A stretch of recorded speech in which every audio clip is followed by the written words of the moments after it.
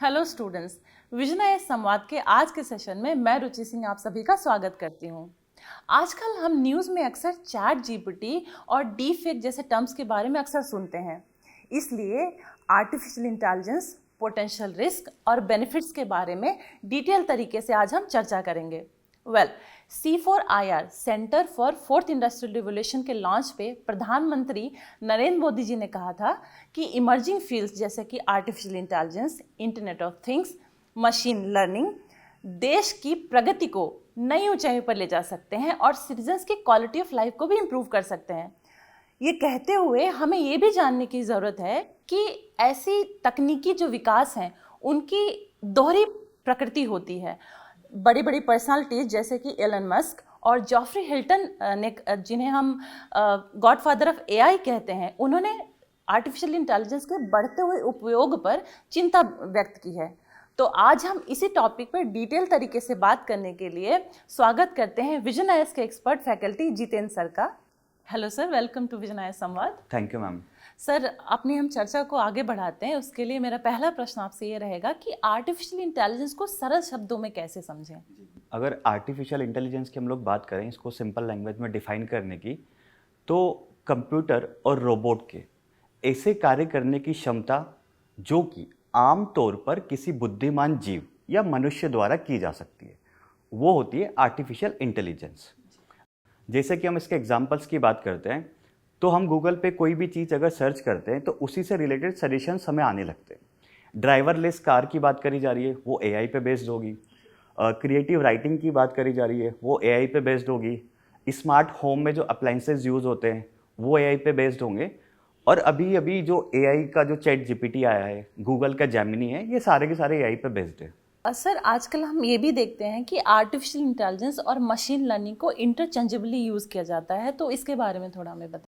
Machine learning की अगर हम बात करें तो मशीन लर्निंग जो है वो एआई का एक भाग होता है, ठीक है।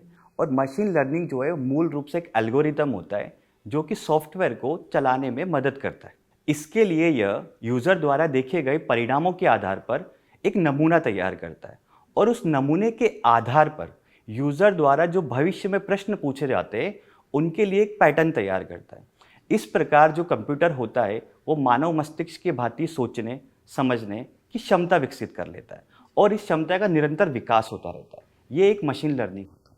जी सर, अगर हम लार्ज स्केल पे बात करें तो आर्टिफिशियल इंटेलिजेंस किस तरीके से इंडस्ट्री और सोसाइटी के लिए बेनिफिशियल है और उसके कुछ स्पेसिफिक एग्जांपल्स भी हमें दें। अगर हम बात करें तो सारे क्षेत्रों में आर्टिफिशियल इंटेलिजेंस का उपयोग किया जा सकता है। कुछ को अगर मैं लिस्ट करूं तो स्वास्थ्य, शिक्षा, कृषि, ऊर्जा, विनिर्माण, वित्तीय सेवाओं में, कानून प्रवर्तन में, लगभग सभी क्षेत्रों में आर्टिफिशियल इंटेलिजेंस का उपयोग किया जा सकता है।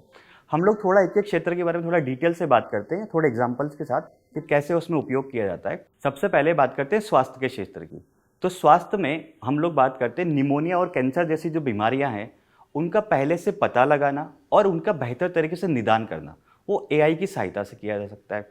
अगला अगर हम लोग बात करें स्वास्थ्य के क्षेत्र की तो नवीन दवाइयों की खोज और उनके विकास में भी एआई का उपयोग किया जा सकता है। साथ में सार्वजनिक स्वास्थ्य जो सेवाएं होती है उन पे अगर कोई गंभीर चुनौती आती है तो उसका पहले से पता लगाना और उसका निदान प्रस्तुत करना ये एआई कर सकता है स्वास्थ्य के क्षेत्र में।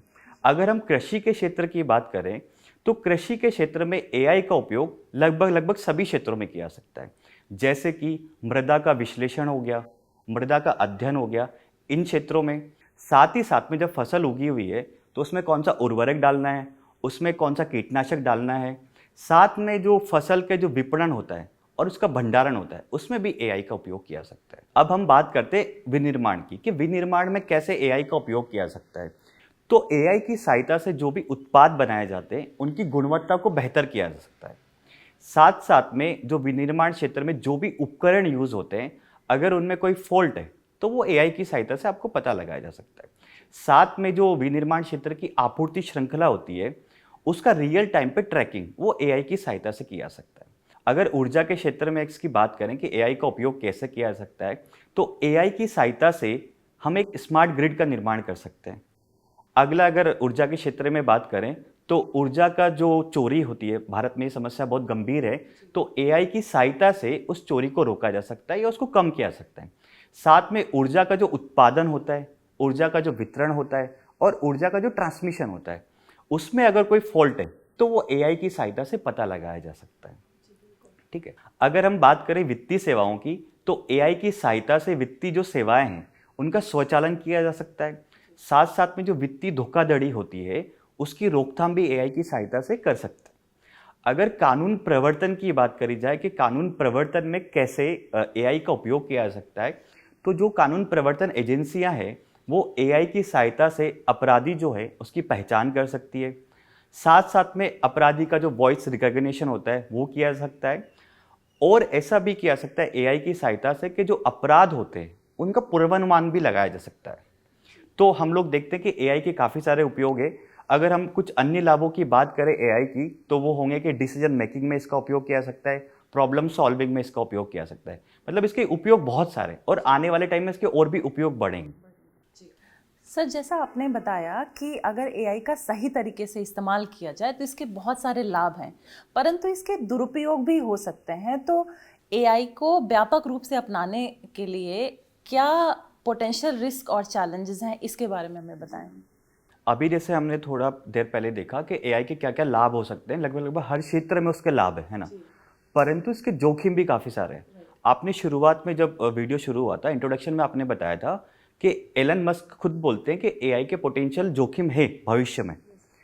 हम लोग एक एक करके बात करते हैं इसके क्या क्या जोखिम है और कौन कौन सी चुनौतियां जो हैं वो आ सकती है। तो पहला अगर हम लोग बात करें तो एआई की वजह से जॉबलेस काफ़ी हो जाएगा, मतलब लोगों की नौकरी जा सकती है। ऐसा है कि एक रिपोर्ट आई है, वो रिपोर्ट ये कहती है कि 2025 तक एआई से लगभग 97 मिलियन नौकरियां जनरेट होंगी। 97 मिलियन नौकरियां जनरेट होंगी। हाँ, परंतु अगर जो कार्यबल है यानी कि वर्क फोर्स जो है, अगर वो कुशल नहीं होगा तो इसका लाभ नहीं ले पाएगा। इससे जो होगा, लोगों के जॉब्स चाहिए। अगला अगर हम लोग इसकी बात करें कि क्या चुनौती आ सकती है, तो एआई का यूज करके सामाजिक हेरफेर हो सकती है। जैसे कि डीप फेक जो है वो बनाया जा सकता है, मतलब एआई जनरेटेड वीडियो और ऑडियो और पिक्चर्स बनाई जा सकती है और उनका मिसयूज किया जा सकता है। जैसे कि सेलिब्रिटीज के जो अश्लील वीडियो होते हैं वो बनाए जा सकते हैं, एआई का यूज कर सकते हैं। तो इससे सामाजिक तनाव भी बढ़ सकता है। अगर हम अगला बात करें तो इससे जो नैतिकता की है वो भी समस्या हो सकती है। किस प्रकार से नैतिकता की समस्या खड़ी हो सकती है कि एआई का उपयोग जो है वो शैक्षणिक कार्यों में अगर होगा तो शैक्षणिक कार्यों की जो गुणवत्ता है या जो नैतिकता है वो कमजोर होगी एक तरह से। ठीक है। अगर हम अगले की बात करें कि इसकी क्या चुनौती हो सकती है, तो एआई का उपयोग करके सोशल सर्विलेंस बढ़ सकता है। सोशल सर्विलेंस अगर बढ़ेगा तो जो प्राइवेसी और सिक्योरिटी है वो खतरे में आ सकती है। ठीक है। अगर हम अगला बात करें तो एआई की वजह से सुरक्षा जोखिम भी हो सकते हैं। सुरक्षा जोखिम किस प्रकार से होंगे, जैसे कि हम लोग लाभों में बात कर रहे थे कि एआई की वजह से कानून प्रवर्तन में लाभ होगा, परंतु जो अपराधी है वो भी एआई का उपयोग कर सकते हैं। तो इसकी वजह से जो हमारा सुरक्षा तंत्र है उसके ऊपर खतरा आ सकता है। वित्तीय चुनौतियां भी आ सकती है। वित्तीय चुनौतियां किस प्रकार से आ सकती है कि अगर कोई भी वित्तीय संस्थान जो है वो एआई का उपयोग कर रहा है और एआई में अगर कोई धोखाधड़ी हो जाती है तो पूरा वित्तीय तंत्र जो है वो एक तरह से ठप पड़ सकता है। ठीक है। तो ये एआई की काफ़ी सारी गंभीर चुनौतियां हैं और उसके चैलेंजेस हैं जो हमारे सामने हैं। सर, आपने अपने सवाल में एक वर्ड यूज़ किया, डीप फेक। तो सर, डीप फेक क्या है और इसके चैलेंजेस क्या हैं? तो अगर हम बात करें कि डीप फेक क्या है, तो सामान्य शब्दों में अगर थोड़ी सी इसके बारे में बात करी जाए तो एआई और डीप लर्निंग का जो मिक्सचर है वो डीप फेक को लेके आता है। एआई और डीप लर्निंग का मिक्स है। जी जी। इससे क्या होता है, एआई और डीप लर्निंग दोनों को मिला के थोड़ी बहुत हेर फेर करके किसी के चित्र बनाना, किसी का वीडियो बनाना, किसी का ऑडियो बनाना, ये किया जा सकता है। मतलब अगर मैं एक सिंपल शब्दों में और बताऊं तो इसका अर्थ ये होगा कि आपको जो दिखाई दे रहा है वो नहीं है, वास्तव में वो चीज़ नहीं है जो आपको दिखाई दे रही है। ठीक है। इसके कुछ संभावित नुकसान भी हो सकते हैं। नुकसानों की अगर मैं बात करूं तो ये होगा कि भारतीय प्रधानमंत्री ने खुद रेखांकित किया है अभी कुछ दिनों पहले कि एआई का उपयोग अगर ढंग से नहीं किया गया तो उसकी वजह से ये होगा कि जो बड़े संकट का सामना करना पड़ सकता है। संकट का सामना करना पड़ सकता है और उससे सामाजिक तनाव बढ़ सकता है। कुछ ऐसे वीडियोस, चित्र बनाए जा सकते हैं जो कि भारत की सामाजिक व्यवस्था को खराब कर सकते हैं। साथ साथ में इसका जो नकारात्मक प्रभाव है वो भारत का जो एक तरह से वोटिंग सिस्टम होता है, चुनाव में भी इसका दुरुपयोग किया जा सकता है, लोगों की भावनाओं को भड़काने के लिए। ऐसा भी हो सकता है। ऐसा भी हो सकता है, ठीक है। साथ साथ में अंतर्राष्ट्रीय संबंधों को भी ये नुकसान पहुंचा सकता है, ठीक है। डीप लर्निंग का अगर एआई और डीप लर्निंग का मिक्सचर करके डीप फेक बनाया जाए तो भारतीय प्रधानमंत्री ने खुद रेखांकित किया है कि कितना नुकसानदेह ये हो सकता है। जी बिल्कुल सर, अभी आपने इतने सारे चैलेंजेस और पोटेंशियल रिस्क के बारे में हमें बताया, तो सर इतने सारे पोटेंशियल रिस्क और चैलेंजेस हैं, तो इससे निपटने के लिए कोई मैकेनिज्म या टूल्स उपलब्ध हैं? अगर हम भारत में बात करें कि एआई से रिलेटेड क्या काम हो रहे हैं, क्या विनियमन का तंत्र है, तो नीति आयोग ने सभी के लिए जिम्मेदार एआई विषय पर पत्रों की एक श्रृंखला जारी करी थी। इसका अर्थ ये है कि नीति आयोग ने बताया था कि जिम्मेदार पूर्ण तरीके से कैसे एआई का उपयोग किया जा सकता है। परंतु अगर हम देखें तो भारत में कोई ऐसा विनियमन तंत्र नहीं है, कोई ऐसा एक्ट नहीं है, कोई ऐसी पॉलिसी नहीं है जो एआई के सभी जो पहलू हैं उनको संबोधित करती हो, ठीक है। हालांकि भारत में एक कानून है, कॉपीराइट एक्ट 1957, उसके तहत जो एआई के सॉफ्टवेयर्स हैं या जो एआई के ऐप्स हैं उनका अगर कुछ कॉपीराइट से रिलेटेड इश्यू होता है तो उस एक्ट के तहत वो नियंत्रित होता है। भारत में अभी ये विनियमन तंत्र है। ब्रॉडर पर्सपेक्टिव में अगर मैं आपको सिंपल सा बताऊं तो भारत में कोई ऐसा एक्ट नहीं है, कोई ऐसी पॉलिसी नहीं है जो एआई को रेगुलेट कर रहा हो अभी। सर प्रेजेंटली इंडिया में हमारे पास कोई सॉलिड टूल या मैकेनिज्म नहीं है आर्टिफिशियल इंटेलिजेंस के पोटेंशियल रिस्क और चैलेंजेस से निपटने के लिए, लेकिन वैश्विक स्तर पर कुछ प्रयास किए गए हैं, जैसे ब्लेचली डिक्लेरेशन, उसके बारे में आप क्या बताएंगे? तो अगर हम वैश्विक स्तर पर प्रयासों की बात करें मैम, तो पहला जो ये होगा, ईयू जो है, यूरोपियन यूनियन, उसने एक आर्टिफिशियल इंटेलिजेंस एक्ट लेके आए हैं। इस एक्ट का लक्ष्य ये है कि जो लोग हैं यूरोपियन यूनियन के, उनके स्वास्थ्य, सुरक्षा और उनके अधिकारों को एआई जो है ऐप्स या फिर एआई जो सॉफ्टवेयर है उनसे सुरक्षित रखना। दूसरी अगर मैं पहल की बात करूं तो दूसरी पहल जो है वो अमेरिका ने शुरू करी है। अमेरिका भी एक बिल लेके आया है, उस बिल का नाम है एआई बिल ऑन राइट्स। उसका उसने ब्लूप्रिंट तैयार किया, अभी बना नहीं है बट ब्लूप्रिंट तैयार हो चुका है उसका। अगर हम बात करें चीन की, तो चीन भी इस दिशा में काफ़ी प्रयास कर रहा है। चीन ने जो एक्ट बनाया है एआई को कंट्रोल करने के लिए या फिर एआई को विनियमित करने के लिए, वो एक्ट सबसे व्यापक है और वो एआई के जितने भी पहलू है सबको संबोधित करता है, चीन वाला एक्ट।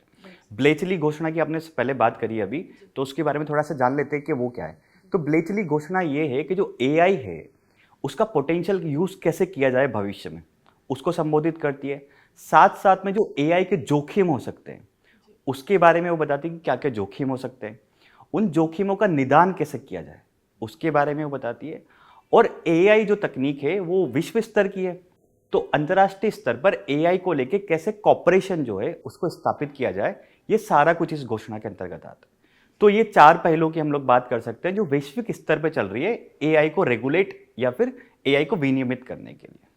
सर जो आपने मैकेनिज्म्स और टूल्स हमसे डिस्कस किए जो वैश्विक स्तर पे अलग अलग कंट्रीज ला रही हैं, उससे ये पता चलता है कि एआई फील्ड में वैश्विक स्तर पर और भारत में भी रुचि काफ़ी बढ़ रही है, जिसका लाभ भारत भी उठा सकता है। तो ऐसे में सर भारत के पास क्या अवसर हैं जो एआई के फुल पोटेंशियल को हार्नस कर सके? अगर हम भारत के लिए अवसरों की बात करें तो वर्ल्ड इकोनॉमिक फोरम जो है, वैश्विक आर्थिक मंच, उसने एक रिपोर्ट जारी करी गई है और इस रिपोर्ट के अनुसार ये है कि 2025 तक भारत की अर्थव्यवस्था में एआई जो है वो $12 बिलियन ऐड कर सकता है। साथ ही साथ उस रिपोर्ट में ये बताया गया है कि 2035 तक एआई जो है वो भारत की अर्थव्यवस्था में $1 ट्रिलियन तक ऐड कर सकता है। तो आप देख सकते हैं कितना भारत के लिए अवसर है। हाल ही में भारत ने 2023 में G20 की अध्यक्षता करी है, तो इस कारण भारत जो है ग्लोबल पार्टनरशिप ऑन एआई जो है उसका भी अध्यक्ष है 2023 के लिए। अगर हम भारत के लिए अगले अवसर की बात करें तो ग्लोबल एआई टैलेंट पूल जो है उसका लगभग भारत में 16% है। अगला अगर हम लोग बात करते हैं कि इसके क्या अवसर होंगे भारत में, तो भारत के जो नियोक्ता है, यानी कि एक रिपोर्ट में ऐसा आया है कि भारत के जो नियोक्ता है यानी कि एम्प्लॉयर जो है, उनका मानना ये है कि जो कर्मचारी है उसकी पूर्ण क्षमता का लाभ उठाया जा सकता है एआई का उपयोग करके। और भारत में लगभग 56% जो नियोक्ता है वो एआई का उपयोग करना शुरू कर चुके हैं। साथ साथ में 36% जो नियोक्ता है वो प्लान कर रहे हैं कि एआई का उपयोग हमें करना है आने वाले भविष्य में। अगला अगर हम अवसर की बात करते हैं भारत के लिए, तो एआई से ऑटोमेशन को बढ़ावा मिलेगा, यानी कि स्वचालन को बढ़ावा मिलेगा। तो इससे भारत में नई नई जॉब्स क्रिएट होंगी, नई जॉब प्रोफाइल क्रिएट होंगी, नई जॉब्स क्रिएट होंगी।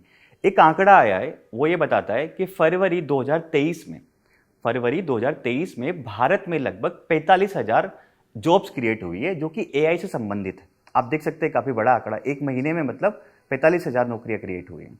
अगर हम अगले अवसर की बात करें भारत के लिए, तो 2018 में नीति आयोग ने एक राष्ट्रीय रणनीति बनाई थी एआई के लिए कि एआई का उपयोग जो है वो किन किन क्षेत्रों में किया जा सकता है। उसके लिए प्रॉपर एक रणनीति बनाई गई थी। तो नीति आयोग ने इस रणनीति में ये बताया था कि एआई का जो उपयोग है वो किन किन क्षेत्रों में किया जा सकता है।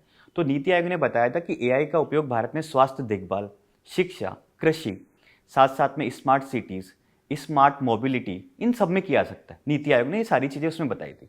तो भारत के लिए सारे के सारे अवसर है एआई का पोटेंशियल यूज़ करने के लिए। जी सर, अभी तो आपने हमारे पिछले सवाल में ये बताया कि इंडिया के पास क्या क्या अवसर हैं। अब हम आपसे एक एक्सपर्ट के रूप में ये जानना चाहेंगे कि ऐसी कौन सी रणनीतियाँ या उपाय हैं जिनका इस्तेमाल करके इंडिया एआई की फुल पोटेंशियल को हार्नेस कर सकता है।